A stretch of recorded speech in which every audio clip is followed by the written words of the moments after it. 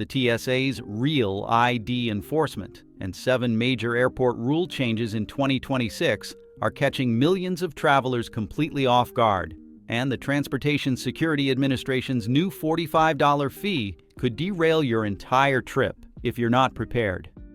Right now, as you're planning your next vacation or visit to family, airport security and Federal Aviation Administration policies are shifting in ways that could turn a routine travel day into an expensive nightmare. The most shocking part? Many of these changes have already taken effect, and TSA compliance data shows that 6% of passengers, that's roughly 140 million people annually, are walking into airports completely unprepared for Real ID requirements. Let me start with the rule change that's causing the biggest uproar at Transportation Security Administration checkpoints across America. If you don't have a Real ID or other acceptable identification, the TSA will now charge you $45 just for the privilege of trying to verify your identity through their new ConfirmID system. This isn't a joke, and it's not optional if you want to fly. The Transportation Security Administration rolled out their new TSA ConfirmID system on February 1st of this year. And here's how it works. You show up at security without proper Real ID compliance. They refer you to this modernized identity verification system. You pay $45, and then maybe they let you through. The key word here is maybe, because paying that fee doesn't guarantee you'll actually get to board your flight.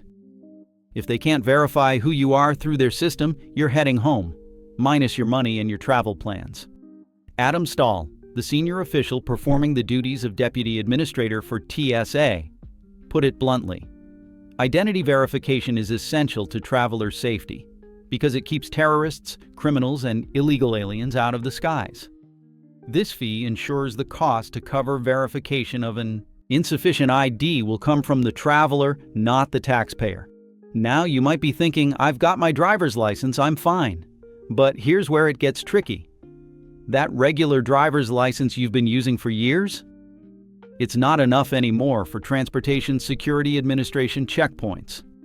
The Real ID requirement officially went into effect on May 7, 2025. After being delayed multiple times since it was first passed by Congress back in 2005. Current TSA data shows that 94% of travelers now have Real ID compliance. But if your license doesn't have that little star in the upper right corner, you're looking at that $45 penalty every single time you fly. Steve Lawrence from the TSA explains the reasoning. The fee is all about making sure that we have the most modern system to handle not only the administrative processes, but the technology, and handle the 6% of the volume that is coming through our checkpoints today that do not have a Real ID compliant driver's license. 6% might not sound like much, but when you're talking about the millions of people who fly every day, that's a massive number of travelers who are suddenly facing unexpected fees. And here's the kicker. That $45 fee covers you for 10 days of travel. But many people don't realize that limitation until they're standing at the checkpoint planning their next trip within that time frame. But the Real ID situation is just the beginning. Southwest Airlines, the carrier that built its reputation on being different from everyone else, has completely transformed this year in ways that are shocking longtime customers. For over 50 years, Southwest was the airline where you could show up, grab any open seat, and check 2 bags for free. Those days are officially over. On January 27th, Southwest launched their assigned seating system, ending the last vestige of open seating among major U.S. carriers. But the real gut punch came earlier when they instituted checked baggage fees for the first time in their history. As of May 28th last year, you're paying $35 for your first bag and $45 for each additional one. A third bag will run you $100, and if your bag weighs more than 50 pounds, you're looking at an additional $100 to $200 surcharge. The financial impact on Southwest Airlines has been staggering. They predicted this change would generate $1.5 billion annually in new revenue. But they also acknowledge they could lose $1.8 billion in business from loyal customers who chose Southwest specifically for those free bags. The gamble seems to be paying off, though. Their stock surged almost 20% in a single day, the biggest jump since 1978. But customers aren't thriving with these changes. As one Reddit user lamented, the soul of Southwest is gone. When a gate agent asked passengers for feedback about the new boarding system last week, the crowd literally booed. Travel expert Henry Hartevelt from Atmosphere Research Group sees it differently. What it shows is that Southwest has basically said, if you can't beat them, join them. And I actually think this is going to be a positive move for Southwest. Whether it's positive or not, it's definitely permanent. Elliott Investment Management, the activist investor that pushed for these changes, has fundamentally altered what made Southwest unique in American aviation. Now, let's talk about something that might actually save you time and hassle, if you can navigate the privacy concerns. The TSA has been quietly expanding their facial recognition technology, and by spring of this year, it'll be available at 65 airports, up from just 15 last year. This means you might be able to breeze through Transportation Security Administration checkpoints without even pulling out your ID, assuming you're comfortable with the government scanning your face. The biometric screening technology works by taking a live photo of you at the checkpoint and comparing it to the photo on your identification. For TSA pre-check members, global entry holders, and even clear subscribers, this could mean completely touchless security screening. TSA pre-check costs $78 to $85 for 5 years. Global entry includes TSA pre-check benefits, plus expedited customs for $100 over 5 years, while Clear uses biometric data for a separate fast lane at participating airports. But here's what's concerning privacy advocates about this facial recognition expansion. According to a study by the Algorithmic Justice League, 99% of travelers weren't verbally told they could opt out of the biometric screening system. Senator Jeff Merkley has been vocal about this, stating that no one should be required to comply with facial recognition procedures. You do have the right to opt out, but most people don't know that, and TSA agents aren't always making it clear. Speaking of things that could speed up your travel, there's actually some good news buried in all these changes. Remember taking off your shoes every single time you went through security? That requirement officially ended on July 8, 2025. The Department of Homeland Security finally acknowledged that their risk modeling and advanced CT scanner technology made the shoe removal rule obsolete. These new CT scanners are game changers in other ways too. At airports equipped with them, you might not need to remove liquids from your carry-on bag because TSA officers can see through everything clearly with the new technology. It's a small victory for travelers who've been dealing with the liquid restrictions and shoe removal since 2006. But here's where things get complicated again: your carry-on luggage itself. Airlines are tightening enforcement of size restrictions in ways that are catching travelers off guard. The industry is moving toward a universal standard of 22 by 14 by 9 inches, and crucially, that now includes wheels and handles in the measurement. Many bags that were perfectly acceptable carry-ons last year are suddenly oversized this year. This isn't about new rules. It's about stricter enforcement of existing ones. Airlines have been closing loopholes that allowed oversized personal items to slide through, and travelers are getting hit with unexpected checked bag fees at the gate when their previously acceptable luggage no longer makes the cut. And if you're thinking about upgrading to one of those smart suitcases with built-in chargers, be very careful. Federal Aviation Administration regulations have banned any luggage with non-removable batteries since 2018, but enforcement has ramped up significantly. There have been cases where travelers had to abandon expensive smart suitcases at the airport because the battery required a screwdriver to remove. If airport security can't easily pop out the battery under FAA regulations, your bag isn't flying. For those of you planning international travel, specifically to Europe and the Schengen area, there's another major change coming in the fourth quarter of this year. The European Union is launching ETIAS, the European Travel Information and Authorization System. If you're used to just showing up in Schengen area countries with your passport, those days are numbered. Starting later this year, American travelers will need to apply for ETIAS authorization before traveling to any EU member country within the Schengen area. It costs about $8, lasts for 3 years, and requires an online application. Without it, airlines can deny you boarding, and border officials can refuse entry. With over 37 million Americans visiting Europe annually, this change will impact a massive number of travelers.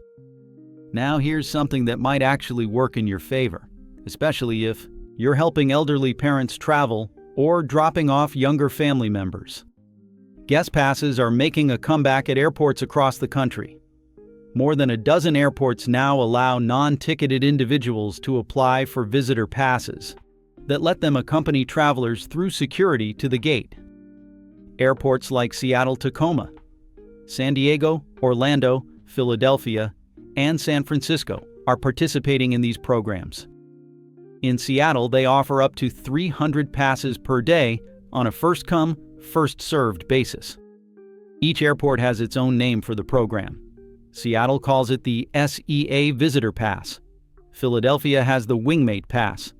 And Nashville calls theirs the BNA Passport. This could be incredibly helpful if you're assisting an older relative who needs help navigating the airport, or if you want to wait with someone until their flight boards. As one travel expert noted, this could be really awesome if you're dropping off younger children or assisting older parents. But getting one of these passes isn't guaranteed. They're limited and require TSA approval, so you'll want to arrive early and apply as soon as the airport opens if you're counting on this option. There's another change that's particularly relevant for plus-size travelers flying Southwest Airlines. Under their new policies that took effect on January 27th, travelers who don't fit within a single seat's armrests are now required to purchase an additional seat in advance.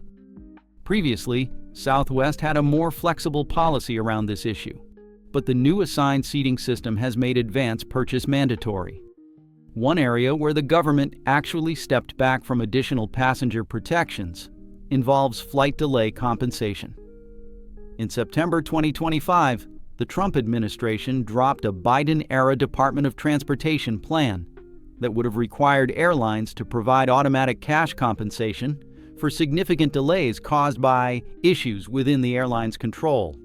So if your flight is delayed because of airline maintenance issues or crew scheduling problems, you're still at the mercy of each individual airline's policies rather than having guaranteed Department of Transportation compensation. Let me address something that's particularly relevant for many travelers in your age demographic: expired identification. Here's a piece of good news regarding Real ID compliance. Expired IDs are still accepted for up to 2 years past their expiration date. So if your driver's license expired during the pandemic and you haven't gotten around to renewing it, you're probably still okay for travel purposes with Transportation Security Administration checkpoints. Also, if you live in Michigan, Minnesota, New York, Vermont, or Washington, you might have another option. These 5 states issue enhanced driver's licenses that work not just for domestic air travel, but also for land and sea crossings to Canada, Mexico, and some Caribbean countries. Look for the U.S. flag symbol on your license. That indicates it's enhanced and meets TSA requirements. For frequent travelers, as we covered with Real ID enforcement, investing in TSA PreCheck is more valuable than ever. The fee ranges from $78 to $85 depending on the enrollment provider, and your membership lasts 5 years. Global Entry, which includes all TSA PreCheck benefits, plus expedited customs processing, costs $100 for 5 years. With all these new security procedures and potential delays, having PreCheck or Global Entry could save you significant time and stress. You can even store a mobile driver's license in your phone's digital wallet for faster processing at more than 250 TSA checkpoints. This technology is expanding rapidly and could eliminate the need to fumble for physical documents at security. The wheelchair assistance situation deserves mention because it affects many travelers, particularly those in your age group. Rules for handling disabled passengers' wheelchairs were supposed to be updated this year, but they've been delayed until December 31st. This means the ongoing issues with wheelchair damage and the abuse of the so-called Jetway Jesus loophole, where people request wheelchairs they don't actually need, will continue for the rest of the year. Looking at the bigger picture, these changes reflect a fundamental shift in how airlines and security agencies operate. Baggage fees alone brought in $7.3 billion for U.S. airlines last year, and that number is only going up. The industry has clearly decided that the era of included services is over, and travelers are being forced to adapt to new Transportation Security Administration and Federal Aviation Administration requirements. The most important thing you can do right now is check your identification for real ID compliance. Look for that star on your driver's license or state ID. If you don't have it, either get your real ID updated immediately or be prepared to pay $45 every time you want to fly through TSA ConfirmID.